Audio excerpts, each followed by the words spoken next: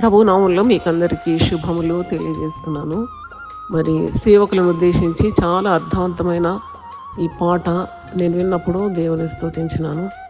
మరి ఈ విధంగా పాట మరి శ్రోతలకు ఇది చాలా ఆశీర్వాదకరంగా ఉంటుందని నేను భావిస్తున్నాను.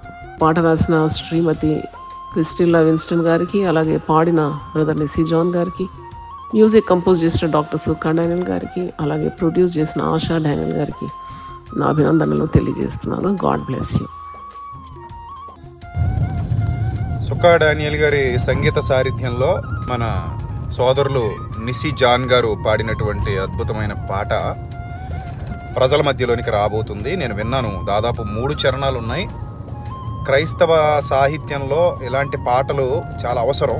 ఎందుకు అవసరం అంటున్నానంటే, అందరూ ఆరాధన గీతాలు మాత్రమే రాస్తే సరిపోదు. కొందరికి దేవుడు ప్రత్యేకంగా ఇలాంటి ఆలోచన ఇచ్చి క్రైస్తవ సమాజానికి బుద్ధిని, జ్ఞానాన్ని, వివేకాన్ని నేర్పించడానికి, వారిని చైతన్యపరచడానికి, అలాగే దుర్దినాలలో జరుగుతున్నటువంటి దుర్బోధల పట్ల ఒక అవగాహన కల్పించడానికి సూటిగా బాణంలాగా ఒక చక్కటి పాటను ఆయన రచన స్వరకల్పనలో, వారి కుటుంబ సభ్యులు అనుకుంటాను, వారి రచనలో, సహోదరి రచనలో, డానియల్ గారి స్వరకల్పనలో, నిసి జాన్ గారి గానంతో చక్కటి పాట మీ మధ్యకు రాబోతుంది. తప్పకుండా వినండి, అందులో ఉన్న భావాలు నేర్చుకోండి, ఇతరులకు కూడా పరిచయం చేయండి.